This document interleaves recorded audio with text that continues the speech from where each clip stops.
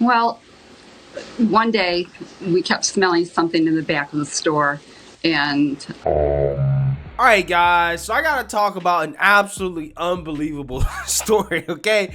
But at the same time, 100% believable in 2022 when it comes to the lunacy of the Democrat Party and the far left woke revolutionaries, okay? Whom at the local level has run their cities into the ground. Now, we all know that they've let crime get out of hand. They've let criminals to run their cities, mostly in the name of progressive criminal justice reform, aka being soft on crime, right? And they do this in the name of equity, right? However, they've taken wokeness up to a whole new level, as not only are they letting criminals run the cities, they're letting their cities also become literal public toilets or literal ish holes, right? To quote our favorite President Trump, in the name of equity, which is exactly what this city out in Michigan, by the name of Kalamazoo, is doing. Take a look. This next story, almost too tough to believe. Business owners in Kalamazoo, Michigan say they are furious after their city leaders voted to make quote-unquote equitable changes to the city code. These changes included decriminalizing public urination, defecation, and littering. This is real. Co-owner of Pop City Popcorn, Becky Bill, and owner of Sherry's Chocolate Art, Sherry Emery, join me now. I still can't wrap my head around this, Becky. How bad has it gotten outside your shop? I don't have a horrible time outside of my shop particularly. I'm kind of a little ways from the main part of the mall, but my neighbor has had human feces outside of his door. And just litter everywhere. We do have ambassadors that do come through and pick it up, but it's still, out there and just crazy some days. To remind the audience, we're talking about the United States of America. I mean, think about the answer that you just gave. It is mind-blowing. Sherry, what are some of the worst things that you've seen, heard? oh, well, one day we kept smelling something in the back of the store, and I opened up the door, and that was human feces. And of course, I called my landlord, and nobody would do anything about it. This is before we had ambassadors. That was a few years ago. But that was probably the worst thing. I had to clean it up, and it's not a fun thing to do. You'd have to say no more on that. Becky, instead of decriminalizing urination in public and defecating in public, wouldn't it make sense to just put in some porta potties? Well, the city did put in a Portland loo a few blocks from the mall.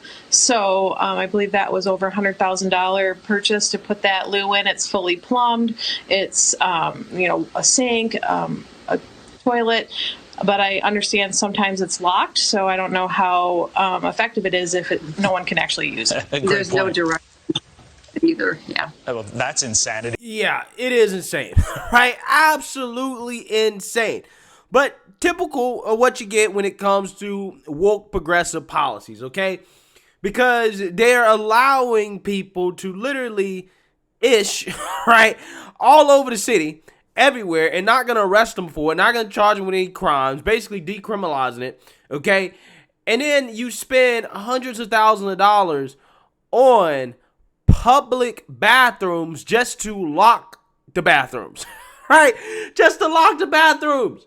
Again, what type of sense does that make? It makes none whatsoever, right? But again, this is what you get with leftist loonies running your city, right? This is what you get, okay? I mean, these cities are literally becoming the world's greatest toilets. That's what they're coming, okay? That is what they're becoming. And it's not just Kalamazoo. The only liberal city that is becoming a public toilet, okay? You also have our favorite liberal city, ultra woke liberal city, Portland, that is also becoming a public toilet as well, except this time it's not just business owners that are dealing with it. It is actual residents that are dealing with people literally defecating and urinating in their yards. Take a look. For years, these neighbors have been watching the city's homeless crisis spread across parts of southeast Portland. Now it's right outside their front door. I want to cry. I just want my house back. Christina Hartnett lives on 80th and Powell, where a majority of the campers stay. My lawn is now becoming a public bathroom. She fears leaving her house just to go to work. And it is scary when you have grown men raging in your driveway. The last thing I feel safe doing is going out and saying, hey, can you please move so I can go to work? Calling the police and city is an everyday chore with little reward. So far, no one has come to help us. Central City Concern Clean Start crews assessed this site Thursday. It was one of about 1,900 other campsites reported just this week. In the past 10 days, they found 272 encampments that pose a greater health and safety risk, which is why they haven't removed the camps in this neighborhood. But just getting the city to come out and assess it has been a full-time job. I have to report from like four different bureaus, and then I have to report that report to a report, and then I have to report that report to a second report, and it's the only way to get any kind of traction. Hey, this woman better be careful, right? You better be careful about going to the authorities about the fact that your lawn has become a public restroom. You might get called a racist, right? Because these liberal cities are allowing people to defecate in public, right? Whether that's business or people's lawns, they're literally allowing their cities to become public toilets, public bathrooms, right? In the name of equity, right? In the name of equity, okay? Which again highlights just how Looney Tunes these people are, right? I mean, the Democrat Party at the national level is crazy, but these local Democrat officials are even crazier, guys, right? I mean, they're actually the real problem, okay? Local elections matter, okay? They probably matter more than national elections, to be quite honest with you, in terms of the effect on your life, okay?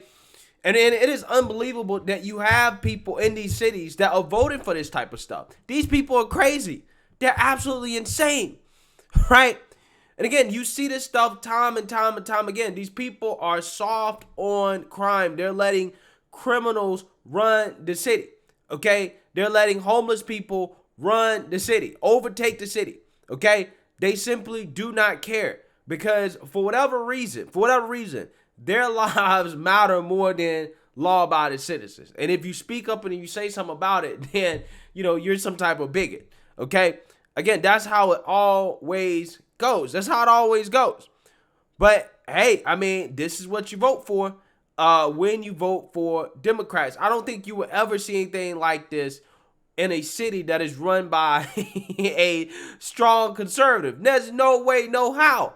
No way, no how. How come it's just these big liberal cities that we're saying that have literally become ish holes, right? I don't think that this is a coincidence. I think that this is a result of their policies. It is a direct result of their policies, okay?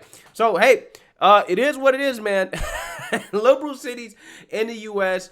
are literally becoming the world's greatest public toilets, like third world countries, okay? This is the type of stuff that you see in third world countries.